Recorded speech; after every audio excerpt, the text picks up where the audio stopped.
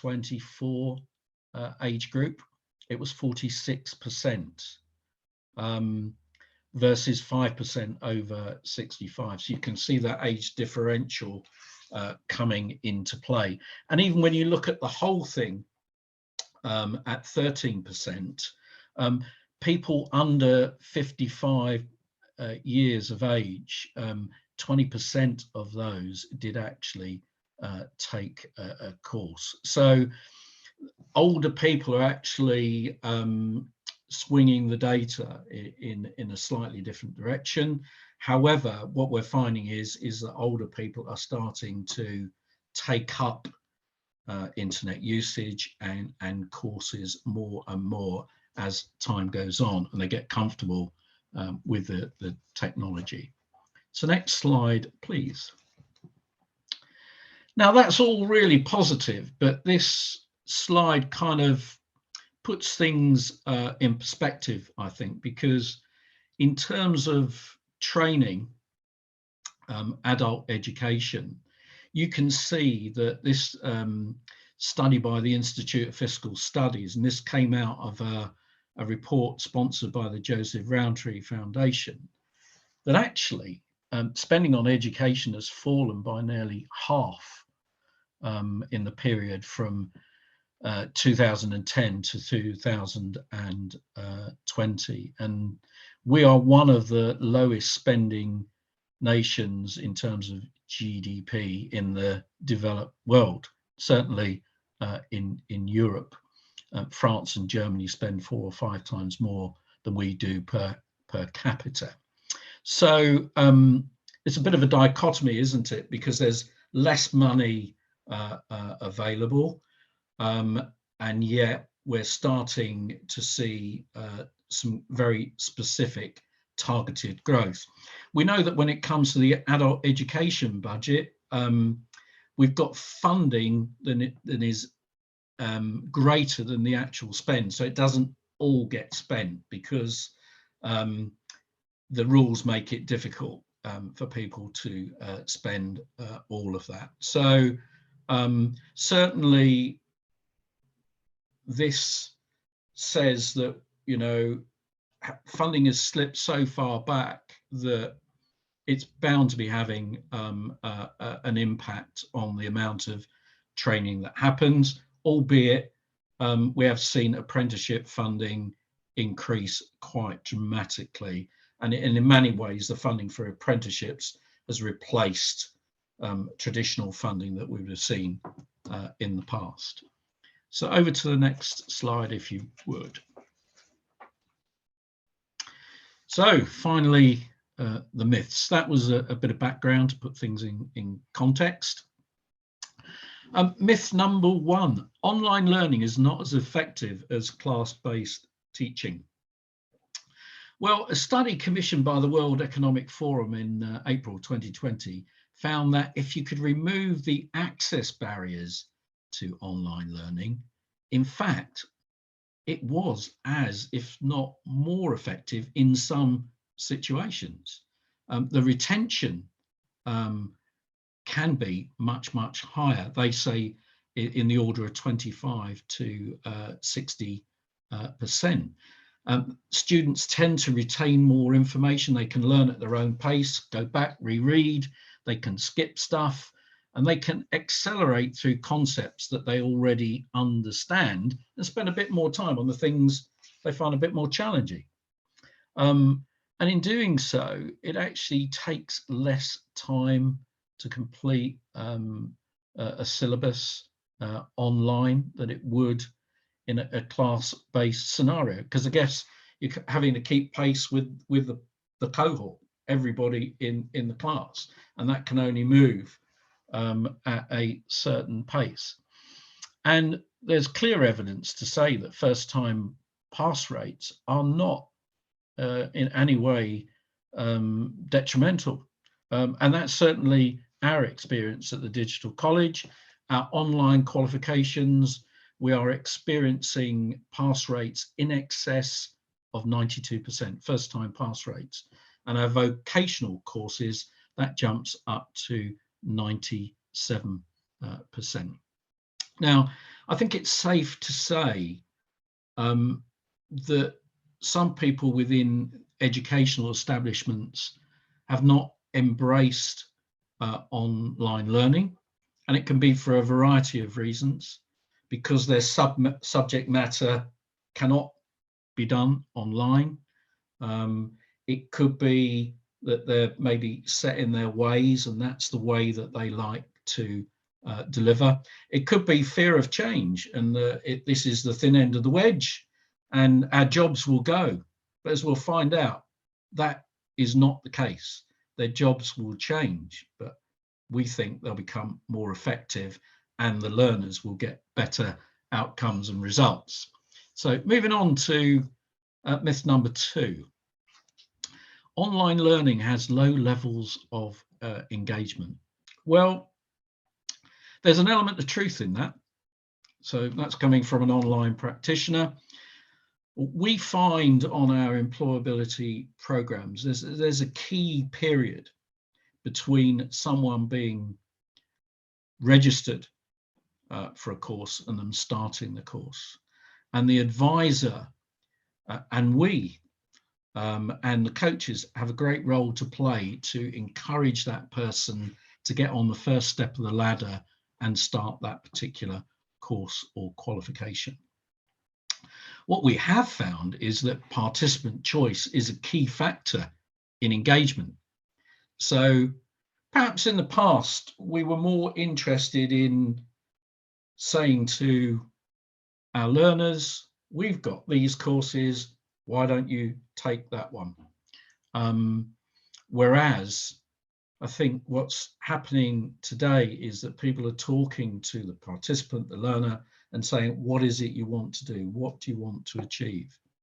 Are there kind of confidence issues? Do we need to build in some motivation here? Have they maybe not achieved greatly in their life for various reasons, you know, education-wise? And what can we do to open that door very carefully and show them that there is a path that they can be successful on? So we all want to get the job outcome. You know, I know how it works. I've been there, but sometimes in a rush to get that outcome, we overlook what that individual really needs. And by taking a bit more time and understanding that, and then directing the learning that they need, I think we've got greater chances of success, and for them, you know, continuing to learn throughout their working life and beyond. Once a learner has started an online course, it's great for the advisors and coaches, because actually they can see their progression, you know, in most systems in real time.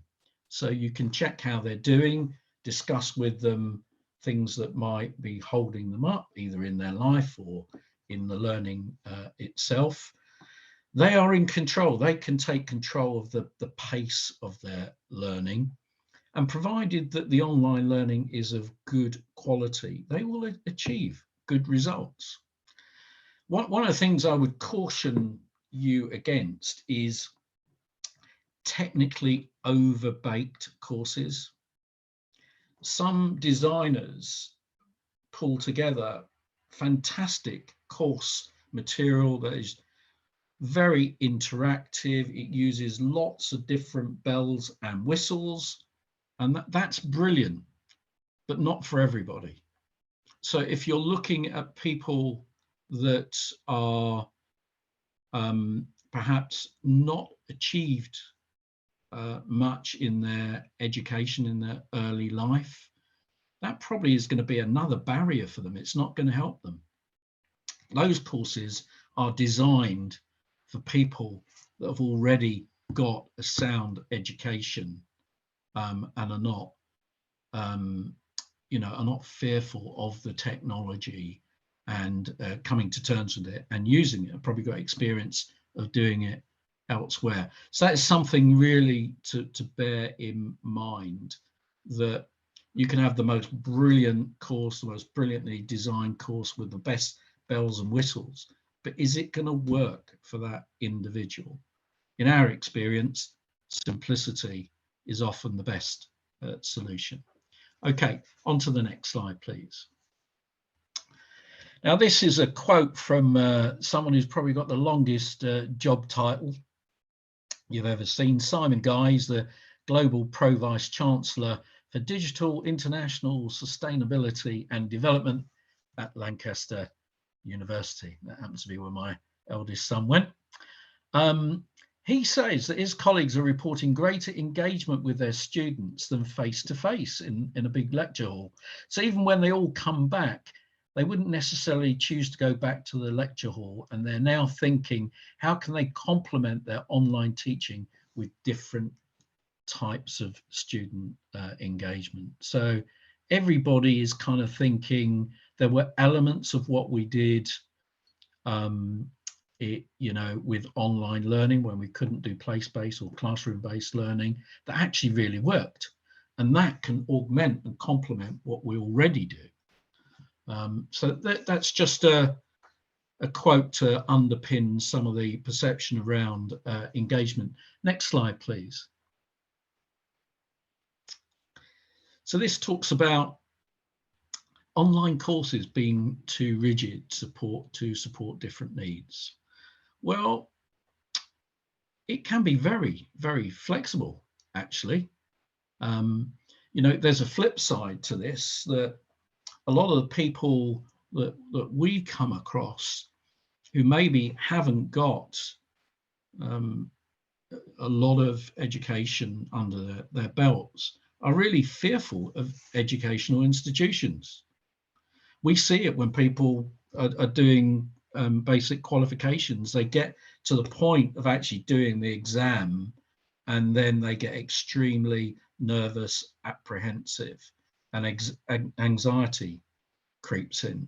They also feel that exposing their weaknesses in a classroom environment puts them under added pressure.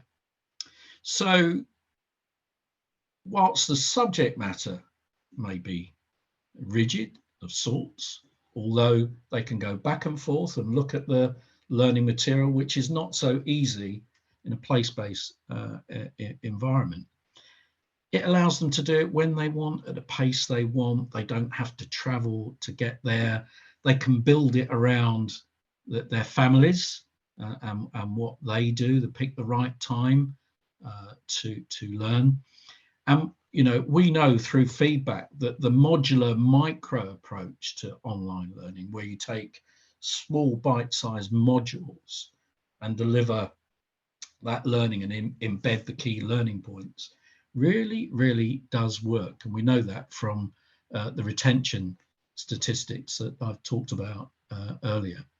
And of course, it does eradicate a lot of indirect costs if you go down, a partial or entirely down an online training route.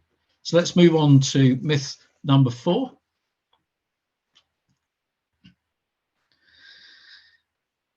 Now, this is something we kind of have picked up over the years, but people are saying online learning undermines and can devalue traditional classroom training. Well, we know through lockdown that just not is the case. My son, eldest son Michael, is a primary school teacher. He sent me some wonderful videos that he'd sent to his classroom of children. He put on a bit of a costume and some props in his kitchen, and he came up with a really engaging piece of learning work that he was asking them to do, and he got great results on the back of it. He found it difficult at times when he was running an online class on Zoom, when he was actually looking after his own 2 younger children at the same time. But it certainly bridged the gap and kept the learning going for his young students. So it's online is not going to replace formal learning, it's going to complement it. And I think people are now seeing that and buying into that and thinking about, how can I use that? Could actually, in some circumstances, make my life easier. And also through online, people can share resources. So every teacher does a lesson plan. It's quite time consuming. They refresh them from year to year. This way they can share lesson plans from a teacher in Watford to a teacher in Glasgow. That wasn't necessarily possible beforehand. And I think the key message here is that by augmenting traditional teaching methods with online learning, our teachers, our educators, our lecturers, they can deliver more effective training where they've got some extra tools in their kit bag to make sure, you know, that individual gets the best outcome possible, because at the end of the day, that is what it's all about. So, online training myth number 5. Yeah, well, again, there is a lot of truth to an extent in this myth. The barriers to online learning are too high for many. Well, as we saw earlier on in the presentation, the use of the internet is increasing dramatically across all age groups. More and more homes have got the internet. We're seeing, whilst digital poverty is still an issue and it's not going to go away entirely anytime soon, for those most disadvantaged in society, there is a lot of help out there, and a lot more's emerged during COVID. Organisations that are repurposing devices that might have got broken up in the past. Money's been put in by government and other organisations to provide devices. So we think digital poverty is probably twofold at the moment. It's having that device to be able to access the internet, but it's also having the skills to manage that device. That is improving.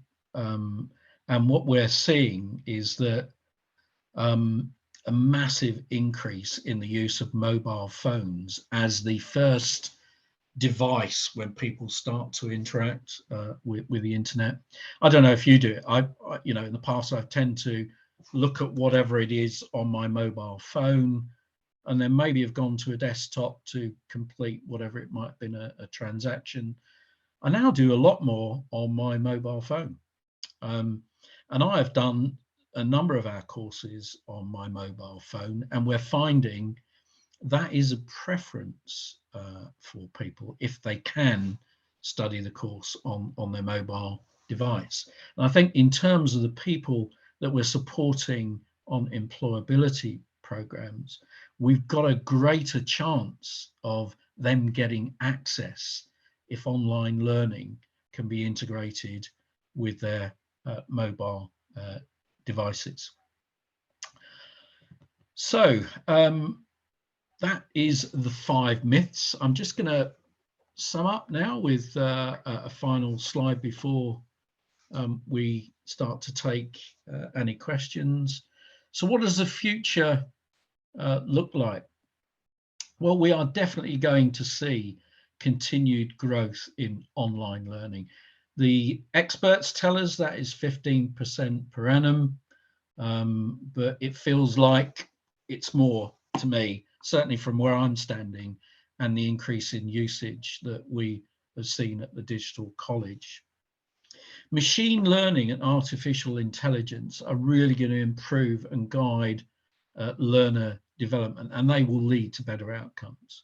So through this, we can identify where the learner perhaps has stumbled in the learning or come across areas of difficulty, and we can represent that learning in a slightly different way to help them get those learning points and move on and up and progress in the course.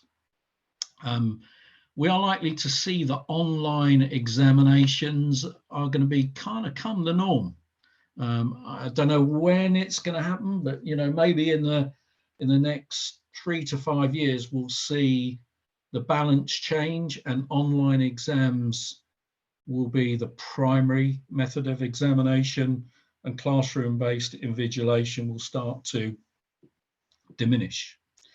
And that's where technology really plays its part. And if anybody doubts the veracity of online examinations, I can tell you that it is almost impossible to cheat in that scenario.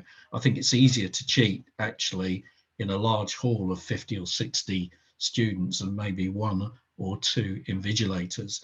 With online proctoring exams, you've typically got 1 invigilator to 4 exams being taken. And virtual reality and virtual augmentation are going to become as commonplace as the headphones that you have for your smartphone today. Everyone will be using it, and it will make for a much richer, deeper learning experience and a better engagement and a better outcome for the learners. So that is the end of my slides. Thank you very much for listening to me and taking part in our polls. I'll try and answer any questions if there are any coming up from the floor. Right, Bill, thank you very much for that. We've had quite a lot going on in the chat where we've been chatting about some of our experiences over lockdown with the sort of move towards online learning. But then we were starting to look at, as you were going through the myths, which were all fascinating, by the way. One question that came up was around myth number 1, where there was the statistic around, I'm trying to remember it now, the statistic was around people actually learning more, wasn't there, with online learning rather than people engage and learn less. When we're referring to online learning in that context, are we referring to e-learning, or are we referring to a blend of both e-learning and live trainer-led online learning? A blend of both. Yeah, a blend of both. Okay, fantastic. Yeah. So it's good to know, isn't it? Okay, so what other ones? Yeah, it was a it was from the one of the world's organizations. I can't remember which one now. Economic Forum, wasn't it? The World Economic Forum. World Economic Forum, but it's quite broad brush. Okay. I think our own, Helen, as you move through that, I think just really quickly on that point, I think her own experience is kind of multifaceted as well. If you look at, there may well be people on the call, I expect there will be, that have gone through our level 2 qualification bill. It is all taught online, tested online and accredited online, every single bit of it.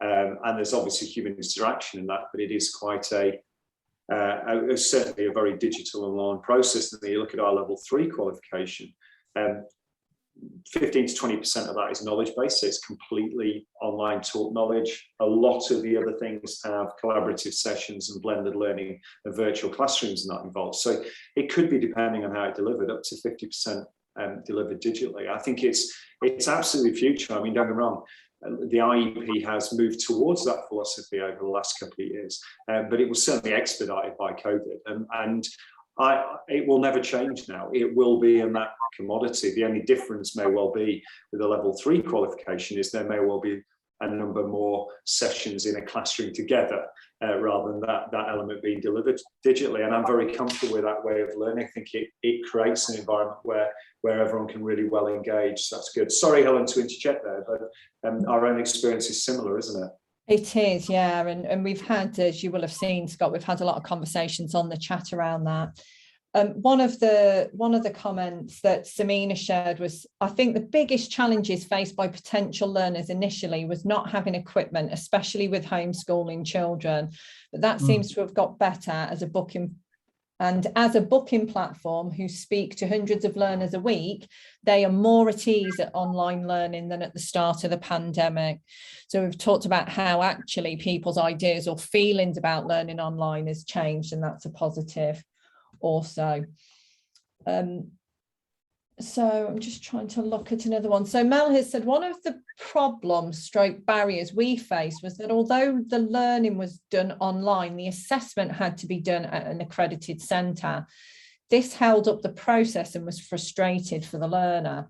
Now, I know, Bill, you've just addressed this, but we also had a comment around one organisation, Kittens, said here they discovered that it was easier for people to register and do a short course on how to be an invigilator, and this eliminated the need to travel to an accredited centre as you had an accredited invigilator. And you've mentioned proctoring, Bill, around that's the approach that's taken as well, isn't it? The proctoring.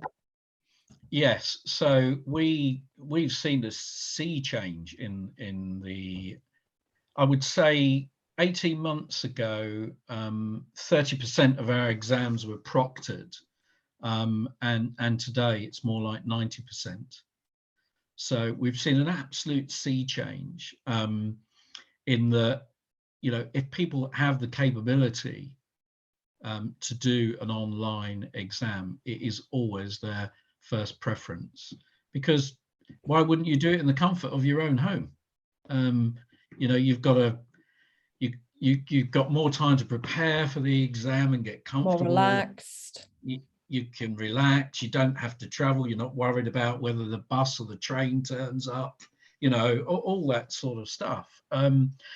Interestingly, there are a small clutch of people that always prefer to go into a physical examination environment, and that option is there for them also. But yeah, I would say to you, that for us, that has been an absolute sea change. And what we found in the first 6 weeks of lockdown, once the accreditation bodies stopped looking in the headlights and worked out what to do, they almost instantly adopted proctoring.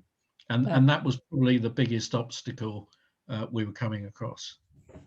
So we've had a comment from Samina here saying we still find most training providers will not accept learners who only have a mobile phone to do the courses on. So it would be great if work could be done in this area to give more people access to more courses. Now, learning can be designed. I know all our IEP online learning is designed that it can be done on any device. So it's disappointing to hear that that's still a challenge, isn't it, Bill?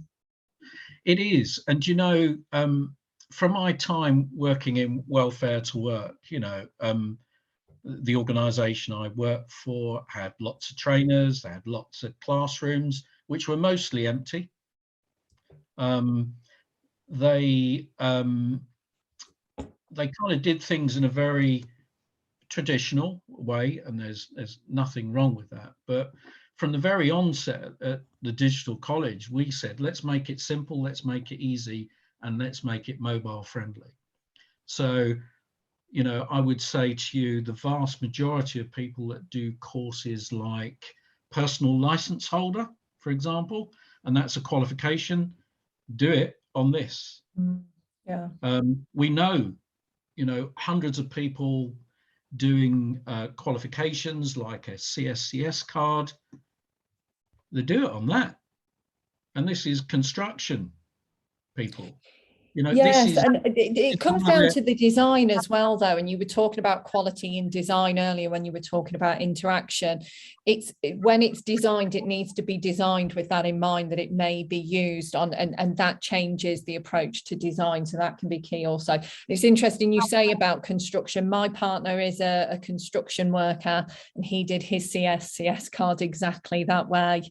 But he wouldn't use a desktop to do it. He's quite old. He's much more comfortable on a smartphone than he is using desktop applications. So that really worked for him. So again, that inclusion is so important, isn't it, when you're looking at digital?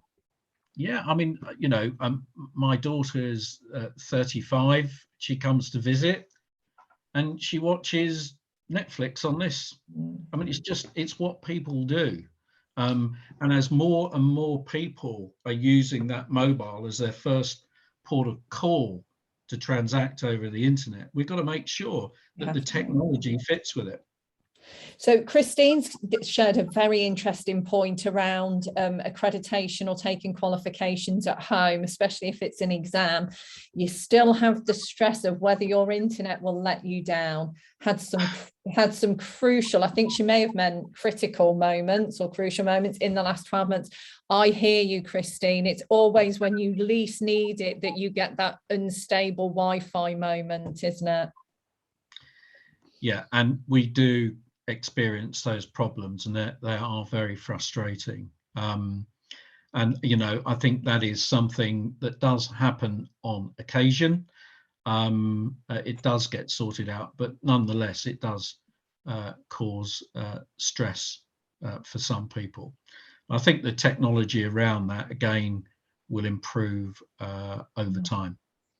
Excellent, thank you. Well, I'm aware of the time, so I am going to say thank you very much, Bill, and I'm going to pass us back over to Scott, who I can see is ready for us to tell us what's going to happen next. Yeah, fascinating. Thank you, Bill. A proper thanks in just a moment before we leave the session. Just to remind everyone to be active on the app. We've got lots and lots of engagement then through the chat and everything, and through the polls. Thank you, Bill. That was really, really engaging. And you know what? We've all been on this journey together. And Digital College, we're doing this before the pandemic, but certainly we've all been on this journey together over the last year, 18 months, and learning a great deal. We've got some networking coming up at 2 o'clock. I thoroughly encourage you to do it. It is manic and interesting and engaging and a really fun way to talk to people that you don't really necessarily know. But if you do decide to leave us and not engage with the networking, why would you? It's part of the whole exercise. It's why you're here.